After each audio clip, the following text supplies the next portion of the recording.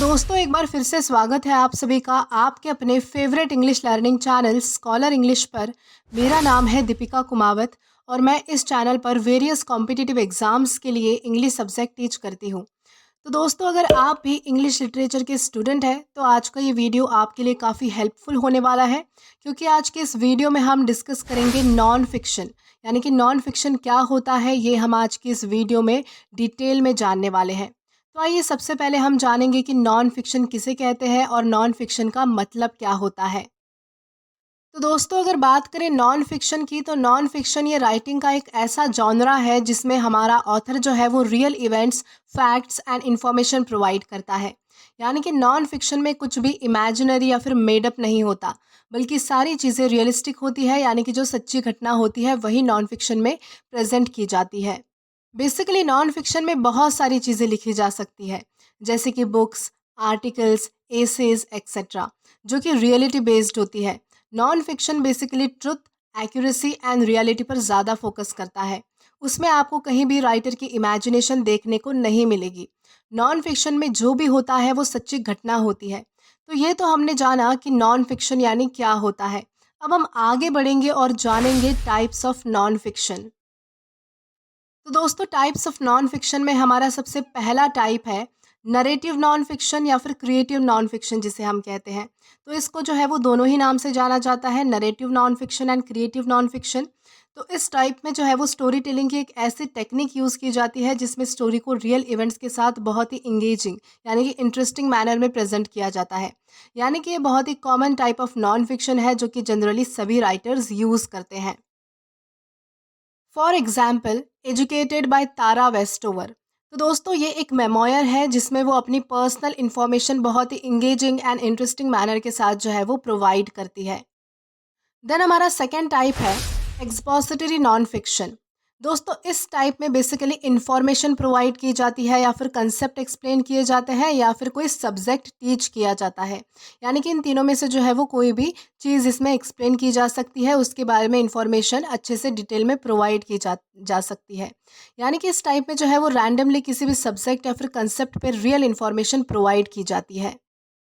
जैसे कि for example the immortal life of Henrietta Lacks by Rebecca Skloot. इसमें basically scientific discovery इस concept को जो है वो डिटेल में एक्सप्लेन किया गया है। देन हमारा थर्ड टाइप आता है परसुएसिव नॉन फिक्शन। तो दोस्तों इस टाइप में रीडर्स को पर्टिकुलर पॉइंट ऑफ व्यू के लिए कन्विंस किया जाता है। यानी कि इसमें ये एक्सप्लेन किया जाता है कि चीज़ें ऐसे वर्क क्यों करती है और उनका इम्पोर्टेंस क्या है। For example why we sleep by Matthew Walker, जिसमें इंपॉर्टेंस ऑफ स्लीप को एडवोकेट किया गया है। यानी कि यहाँ पर यह बताया गया है कि नींद हमारे लिए इतनी ज़्यादा ज़रूरी क्यों है और हमारी लाइफ में स्लीप का इतना इम्पोर्टेंस क्यों है। तो ये सारी चीज़ें जो है वो इस राइटिंग में डिस्कस की गई है। तो इस हिसाब से हम जो है वो परस्यूएसिव नॉन फिक्शन इसे डिफाइन कर सकते हैं। देन इसके बाद हमारा सबसे लास्ट टाइप आता है डिस्क्रिप्टिव नॉन फिक्शन। दोस्तों डिस्क्रिप्टिव नॉन फिक्शन इस टाइप में किसी रियल इवेंट, प्लेस या फिर पर्सन के बारे में डिटेल डिस्क्रिप्शन पोर्ट्रे किया जाता है। यानी कि डिटेल में इंफॉर्मेशन प्रोवाइड की जाती है। For example in Patagonia by Bruce Chatwin, जो कि एक ट्रैवल राइटिंग है। तो दोस्तों अभी तक तो हमने जाना टाइप्स ऑफ नॉन फिक्शन। अब हम आगे बढ़ेंगे और हमारा नेक्स्ट पॉइंट डिस्कस करेंगे जो कि है common categories of non fiction. यानी कि अब हम ये जानेंगे कि किन किन कैटेगरीज में नॉन फिक्शन का यूज़ होता है, यानी कि कौन सी वो कैटेगरीज है जिनमें नॉन फिक्शन का यूज़ करके राइटिंग की जा सकती है, यानी कि लिखा जा सकता है। तो हमारी सबसे पहली कैटेगरी ऑफ नॉन फिक्शन आती है ऑटोबायोग्राफीज एंड मेमोयर्स। तो बेसिकली ऑटोबायोग्राफी एंड मेमोयर्स में नॉन फिक्शन का यूज़ होता है जहां पर फर्स्ट पर्सन नरेशन के द्वारा रियल इवेंट्स बताए जाते हैं।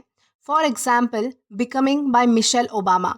तो दोस्तों ये एक राइटिंग है जो कि ऑटोबायोग्राफी है, जिसमें जो है वो मिशेल ओबामा ने फर्स्ट पर्सन नरेशन के द्वारा जो है वो रियल इवेंट्स डिपिक्ट करने की कोशिश की है। तो यहाँ पर जो है वो ऑटोबायोग्राफीज़ एंड मेमोयर्स में आप जो है वो इमेजिनेशन यूज़ नहीं कर सकते हो, इमेजिनरी कैरेक्टर्स यूज नहीं कर सकते हो, फिक्शनल कैरेक्टर्स यूज़ नहीं कर सकते हो।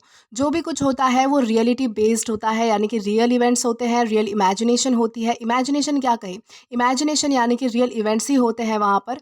तो इस तरह से जो है वो ऑटोबायोग्राफीज़ एंड मेमोयर्स ये हमारा फर्स्ट ये हमारी जो है वो first category of non fiction है, जिसमें जो है वो नॉन फिक्शन का यूज़ किया जाता है, कोई इमेजिनेशन यूज़ नहीं होती।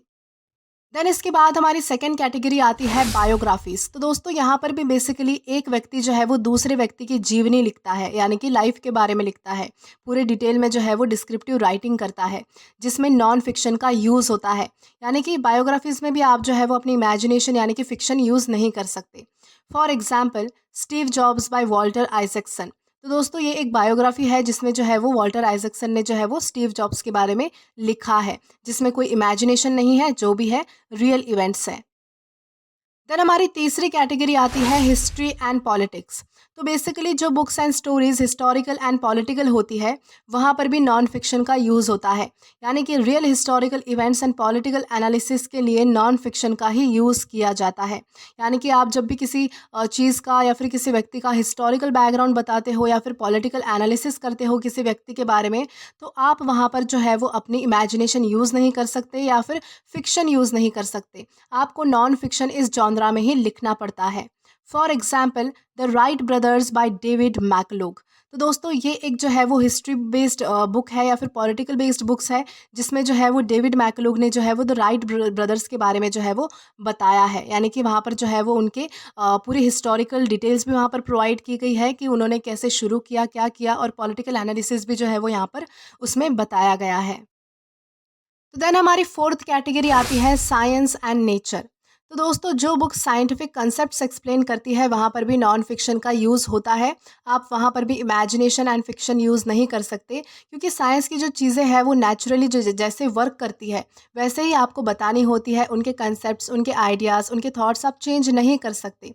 वो किस तरह से वर्क करती है आप ये मन से नहीं बता सकते, उसके बारे में जो है वो आपको डिटेल में पढ़ना पड़ता है। उसके बाद में ही आप जो है वो नॉन फिक्शन के सहारे साइंस एंड नेचर के बारे में जो है वो डिटेल प्रोवाइड कर सकते हो। For example cosmos by Carl Sagan. Then इसी के साथ हम आगे बढ़ेंगे हमारे नेक्स्ट टाइप की ओर। तो देन हमारी फिफ्थ कैटेगरी है सेल्फ हेल्प एंड साइकोलॉजी। जो बुक्स पर्सन्स की ग्रोथ यानी कि किसी व्यक्ति की ग्रोथ के बारे में इस पर बेस्ड होती है, तो वहाँ पर भी आप जो है वो नॉन फिक्शन का यूज़ करके ही वो बुक लिखते हो। For example atomic habits by James Clear. Then इसके बाद हमारी सिक्स्थ कैटेगरी है बिजनेस एंड फाइनेंस।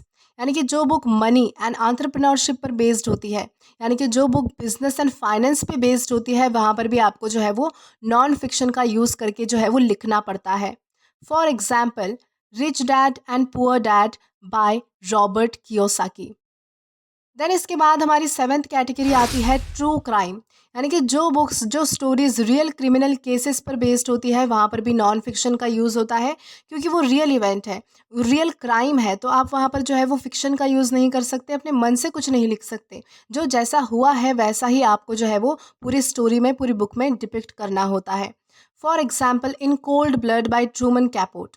देन इसी के साथ हम आगे बढ़ेंगे आज की हमारी लास्ट कैटेगरी की ओर। तो इसके बाद हमारी लास्ट कैटेगरी आती है फिलॉसफी एंड रिलीजन। तो दोस्तों जो बुक्स फिलोसफिकल होती है या फिर स्पिरिचुअल आइडियाज़ हमें प्रेजेंट करके देती है, तो ऐसे बुक्स पर भी जो है आप वो नॉन फिक्शन यूज़ करते हो, ना कि फ़िक्शन आप यूज़ कर सकते हो, या फिर अपने इमेजिनेशन या फिर अपने आइडियाज़ वहाँ पर आप नहीं डाल सकते। आपको नॉन फिक्शन के सहारे ही जो है वो philosophical ideas and religious ideas यानी कि स्पिरिचुअल आइडियाज़ जो है वो अपने रीडर्स को प्रोवाइड करने होते हैं। For example the power of now by Eckhart Tolle. तो दोस्तों ये तो हमने बात की common categories of non fiction के बारे में। अब हम आगे बढ़ेंगे और अब हम डिस्कस करेंगे फीचर्स ऑफ नॉन फिक्शन। तो हमारा सबसे पहला फीचर ये कहता है कि नॉन फिक्शन ये वेरीफाइड फैक्ट्स पर आधारित होते हैं, और इसमें real life experiences and non fictional elements का यूज़ किया जाता है। और ज़्यादातर non fiction third person perspective यानी कि third person point of view से लिखा जाता है। तो ये तो हुआ हमारा फर्स्ट पॉइंट। देन इसके बाद आता है हमारा सेकंड पॉइंट। तो हमारा सेकंड पॉइंट ये कहता है कि नॉन फिक्शन राइटिंग में usually serious and objective tone maintain की जाती है, ताकि रीडर्स को नॉन फिक्शन राइटिंग की रियलिटी का अंदाज़ा आ पाए। देन हमारा last and third point, non fiction लिखते समय एक्यूरेसी दिखाने के लिए फॉर्मल लैंग्वेज का यूज़ किया जाता है। साथ ही साथ क्लियर स्ट्रक्चर, हेडिंग्स एंड सब हेडिंग्स और सपोर्टिंग एविडेंस जैसे कि data, quotes, photographs and diagrams, glossary and index, ये सब जो है वो प्रोवाइड किए जाते हैं ताकि नॉन फिक्शन की एक्यूरेसी जो है वो मेंटेन की जा सके। तो दोस्तों ये तो हमने डिस्कस किए फीचर्स ऑफ नॉन फिक्शन। अब हम आज के हमारे लास्ट टॉपिक की ओर बढ़ेंगे जो कि है एग्जाम्पल्स ऑफ नॉन फिक्शन। तो चलिए आइए देखते हैं कि कौन से वो एग्जाम्पल्स हैं हमारे नॉन फिक्शन के जो बहुत ज़्यादा फेमस है। तो हमारा सबसे पहला एग्जाम्पल है the right stuff by Tom Wolfe. Then इसके बाद हमारा अगला एग्जाम्पल है a brief history of time by Stephen Hawking. Then है the glass castle by Jeannette Walls. Then इसके बाद है the 7 habits of highly effective people by Stephen R Covey.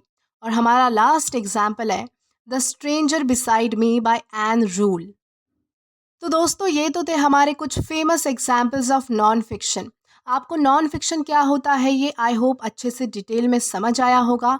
आज के लिए बस इतना ही, और अगर आपने अभी तक हमारा टेलीग्राम चैनल ज्वाइन नहीं किया है तो टेलीग्राम पर English with Deepika Kumawat search करके या फिर डिस्क्रिप्शन में दिए गए लिंक के थ्रू डायरेक्ट आप हमारा टेलीग्राम चैनल ज्वाइन कर सकते हैं ताकि आप वीडियो से रिलेटेड कभी भी कोई भी अपडेट मिस ना करें। और अगर आपको आज का ये वीडियो हेल्पफुल लगा है या फिर पसंद आया है तो do like this video, subscribe the channel and share as much as you can. और अगर आपने इससे पहले वाले वीडियोस नहीं देखे हैं तो यहाँ पर मैंने एक प्लेलिस्ट प्रोवाइड की है जहाँ पर आप क्लिक करके वो सभी पहले वाले वीडियोस एक्सप्लोर कर सकते हैं और देख सकते हैं। Till then keep learning. Thank you.